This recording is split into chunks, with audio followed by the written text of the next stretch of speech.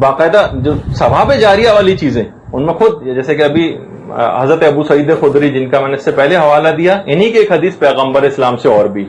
پیغمبر فرماتے ہیں اللہم صلی علی محمد کہ جو شخص بھی کتاب الہی میں سے کسی ایک آیت کا علم حاصل کرے یا علم دین کا ایک باب حاصل کرے اور دوسرے کو سکھا دے،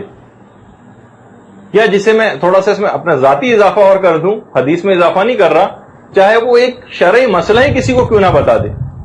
تو پروردگار قیامت تک اس کے ثواب کو بڑھاتا رہے گا بڑھاتا رہے گا بڑھاتا رہے گا، یعنی رکے گا ہی نہیں۔ آپ نے تو صرف ایک مسئلہ فقہ بتایا لیکن اس کا ثواب اتنا زیادہ بڑھتا جائے گا۔ ہم کیوں اتنا زیادہ بار بار آپ کے اوپر ایک زور زبردستی کرتے ہیں اور اکثر تلخی کی حد تک بھی بات پہنچ جاتی ہے؟ آپ لوگ سوچتے ہوں گے پتہ نہیں ہمارے پیچھے ڈنڈا لے کے کیوں یہ لوگ پڑ گئے، لیکن صرف اس وجہ سے کہ اس چیز سے واقف ہیں، علماء سے باقاعدہ سامنے بیٹھ کر چیزوں کا استفسار کر چکے ہیں اور کہا کہ اس سے بڑھ کر کوئی ثواب کا کام پوری کائنات میں ہے ہی نہیں، علوم آل محمد کو لوگوں تک پہنچانا، اس سے بڑھ کر کوئی ثواب کا کام نہیں۔ تو بہرحال اچھا، ایک تو ثواب جاریہ یہ ہوا کہ چاہے کتاب الہی کی کوئی آیت یا دین کا ایک باب یا کوئی ایک شرعی مسئلہ بھی لوگوں کے سامنے آپ پیش کر دیں تو یہ قیامت تک اس کا ثواب بڑھتا رہے گا اور آپ کے لیے ثواب جاریہ کا سبب بنے گا۔ اچھا، بہت ساری روایات کے اندر چند ایک چیزیں اور باتیں اور بیان ہوئی ہیں، مثلا اگر کوئی شخص کسی درخت کو بو دے اور اس کے بعد اس کے سائے اور پھل سے لوگ استفادہ کریں، روایات میں یہ چیز آئی۔ وہ کنواں اگر کوئی شخص کوئی کھود دے اور اس کے پانی سے لوگ استفادہ کریں، وہ نہر جو کوئی شخص جاری کر دے اس سے پانی رواں ہو اور لوگ اس سے استفادہ کریں۔ علماء نے کہا کہ دیکھیے یہ روایتوں میں یہ سب چیزیں ہیں لیکن اس وقت کنویں کا ویسا دور نہیں رہا۔ اچھا، درخت ویسے تو مختلف جگہوں کے اوپر ہے لیکن عام طور پر درخت کا ویسا رجحان نہیں کہ کوئی درخت اس انداز سے کوئی لگایا جائے، تو علماء نے فرمایا اصل میں درخت کنواں اور نہر سے مراد یہ ہے، اس سے نہر سے یہ مراد یہ بھی ہے کہ آپ کسی کی ایسی تربیت کر جائیں، کسی کی ایسی رہنمائی کر جائیں، تو جب تک وہ اپنے ان اعمال کو انجام دیتا رہے گا آپ کو اس کا ثواب اور فائدہ مستقل پہنچتا رہے گا، جب تک بھی وہ اس عمل کو انجام دیتا رہے تو آپ سب اس کے ثواب میں شریک ہو جائیں گے۔ جب یہ ہے نا وہ نکتب مقدموا وآثارہم، ان کی کیا کیا چیزیں لکھی جاتی ہیں، جو کچھ وہ کر کے گئے، وہ آثارہم، اور جو آثار اپنے پیچھے چھوڑ کے چلے گئے، یعنی کسی کو کوئی بات بتا گئے، اس کی کسی کی ایسی تربیت کر دی۔ ہمارا کتنا جو بہت ساری چیزیں اتنی تفصیل سے جو ہم پڑھا رہے ہیں یہاں پر، ہم نے اس سے پہلے کوئی کلاس ہوئی تھی، شاید جونیئر کلاس تھی، ان سے بھی میں نے یہ بات کہی تھی، ہم بہت سی چیزیں بہت سرسری سے بھی کر کے گزر سکتے تھے، لیکن ہمارا ارادہ یہی ہوتا ہے کہ ہم اس طرح سے ایک تربیتی امور کو آپ میں انجام دے لیں کہ ہم صرف یہ بھی کر سکتے ہیں ایک سال میں آپ کو اہم چیزیں پڑھائیں اور فارغ کر دیا، نیا بیچ آ گیا، ہمارے لیے بھی کام آسان۔ لیکن تفصیل سے اتنا زیادہ پڑھانے کا مقصد یہ ہے کہ آپ معاشرے کے اندر باقاعدہ کام کر سکیں، بچوں کو پڑھانے کے لحاظ سے، عورتوں میں کام کرنے کے لحاظ سے ایک ایسی فورس ایک تیار ہو جائے جو کہ سمجھیں کہ ایک سیکنڈ لائن کے طور پر ایک آ جائے، اس کے بعد آپ لوگوں کو ان تمام چیزوں کو سنبھالنا ہے۔ لیکن یہ کہ ایسا کوئی رسپانس براہ راست ہمیں دیکھنے میں نہیں آتا کہ ہم یہاں پر اتنے 5 سال سے انچولی کے اندر ایک مدرسہ یہ ہمارا قائم ہے، یہاں پر تو ہم پڑھا رہے ہیں لیکن یہاں جو خواتین اس علاقے کے اندر رہتی ہیں اور یہاں مدرسے جوائن نہیں کرتی، ان کے لیے ہم نے کیا کیا اب تک؟ تو کوئی ایسا کام ضرور آپ کر جائیے، چھوٹے چھوٹے اپنا کوئی ایسا گروپ بنا لیجئے کہ جو معاشرے میں پردے کے لحاظ سے کام کر سکے۔ جیسے میں نے ابھی آپ لوگوں کی تو خیر پہلے کلاس ہو چکی ہیں، جو نئی کلاسز لی ہیں پردے کے موضوع پر، صرف چند ایک کی کلاسز ہوئی ہیں اور تقریباً میرے پاس اس وقت 400-500 سوالات کے قریب موجود ہیں جن کے جوابات دینے ہیں صرف پردے سے متعلق۔ یہ وہ چیز ہے جو کہ آپ کے لحاظ سے دیکھا جائے تو ہر وقت آپ کو بلوغ سے لے کر اب تک کام آنے والی کتنی چیز تھی، اور اتنے سوالات، اور ہر سوال اتنا اچھا ہے اس کے اندر کہ بالکل ایک جینین جس کو سوال کہا جاتا ہے وہ سوال ہے، یعنی کوئی ایسا نہیں کہ جو فضول قسم کا ایسا کوئی سوال کیا گیا ہو۔ تو اتنا زیادہ معاشرے کے اندر علوم کو رائج کرنے کی ضرورت ہے، اور ہم بہت سارے ایسے علوم کو حاصل کرنے کے لیے تگ و دو کے اندر اپنی جان کو لگاتے رہیں کہ براہ راست معاشرے کو اس سے کوئی فائدہ نہ ہو۔ معاشرے کی تو یہی ضرورت ہے۔ بہت سارے دیکھیے علم ایسے ہیں کہ جس کے اندر آپ لوگوں کے لحاظ سے اتنا زیادہ ہم تفصیل میں جانا ضروری نہیں سمجھتے، مثلا عقائد کی بہت سا علم ہے، ایک حد تک عقائد عمل کے لیے بھی علم کو حاصل کرنا ہے، لیکن بہت سی چیزوں کے متعلق جیسے کہا جاتا ہے تحصیل حاصل ابس ہوتی، یعنی ایک چیز آپ کو حاصل ہو چکی اس کو مزید حاصل کرتے جائیں۔ محقق دبانی ایک عالم گزرے ہیں، ایک دفعہ وہ کتاب لکھ رہے تھے کہ ان کی کنیز نے یا ملازمہ نے آ کر پوچھا کہ محقق آپ کون سی کتاب لکھ رہے ہیں؟ کہا میں وجود خدا پر کتاب لکھ رہا ہوں۔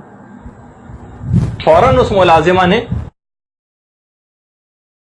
ایک آیت پڑھی، کیا زمین و آسمان کے بنانے والے میں بھی کسی کو شک ہو سکتا ہے؟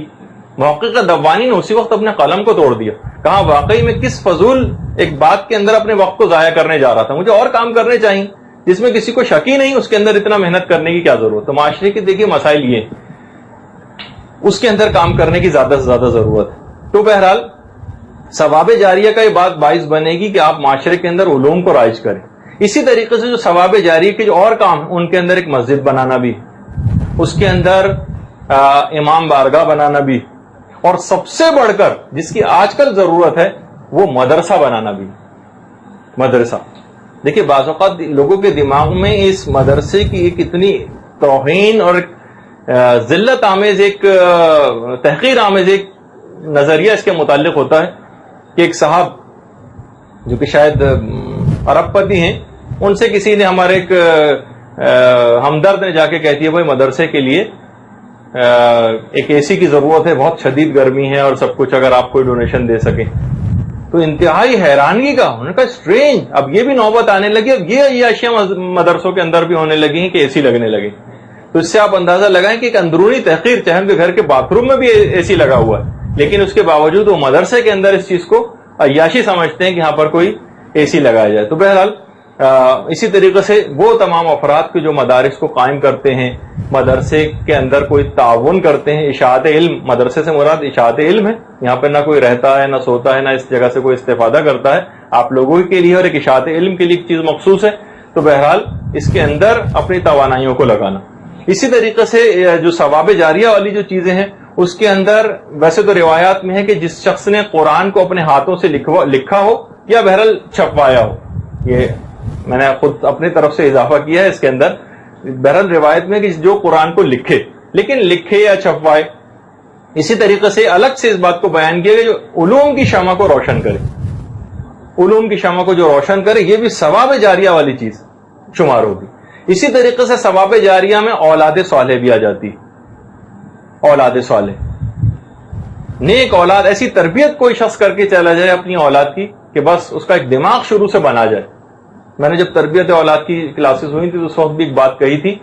کہ تربیت کا امور بہت شروع سے، یعنی ابتدا اس کی بہت پہلے سے ہو جاتی، بلکہ شاید ہم نے کہا تھا کہ انتخاب ہمسر سے اس کی ابتدا ہو جاتی، لیکن اس کے بعد بھی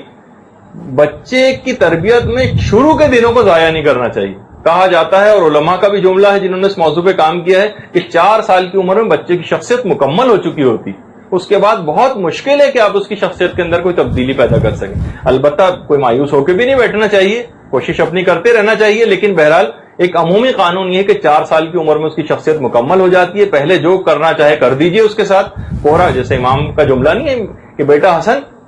میں نے تم کو کوہرا کاغذ پایا اور خود لکھ دیا اس سے پہلے کہ کوئی تم پر لکھ دے۔ تو وہی والی بات ہے کہ اس عمر کے اندر بچوں کے اوپر آپ کام کر جائے گی۔ جو چھوٹے بچوں کا ہم اس کے اوپر اتنا زیادہ، آپ سے بھی زیادہ ان کے اوپر توجہ اسی وجہ سے دے رہے ہیں کہ ہمیں اس کے اثرات، ثمرات وہ ایک مستقبل کے اندر نظر آ رہے ہیں۔ بڑوں کو تبدیل کرنا بہت مشکل کام ہوتا ہے، لیکن بچوں کو جس جگہ آپ صحیح ایک دفعہ سمت اور ایک ٹریک دے دیں تو آئندہ آنے والا زمانہ بہت خطرناک ایک زمانہ ان لوگوں کے لیے آنے والا ہے۔ ابھی سے ان کی بنیادیں مستحکم ہوں گی تو آگے ایک صحیح مومن کے طور پر معاشرے کے اندر کارآمد بن سکیں گے۔ حضرت عیسیٰ ایک دفعہ گزر رہے تھے، روایت میں ہے، اور دیکھا کہ ایک قبر کے اوپر عذاب ہو رہا ہے۔ جب واپس آئے تو دیکھا کہ عذاب برطرف ہو گیا، تو اپنے اصحاب سے فرمایا کہ اس صاحب قبر کا ایک بیٹا تھا، اس نے ایک راستے کو درست کر دیا، یعنی روڈ بنوا دی ایک جگہ پر، اور ایک یتیم کو پناہ دے دی، بس اس کی وجہ سے یہ مردہ بخشا گیا۔ امام حسن اور امام حسین علیہ الصلوۃ والسلام، اللہم صلی علی محمد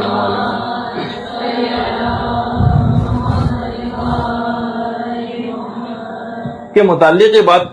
مشہور ہے روایات میں کہ مولا کی شہادت کے بعد ایک طویل عرصے تک ان کی طرف سے غلاموں کو آزاد کیا کرتے تھے.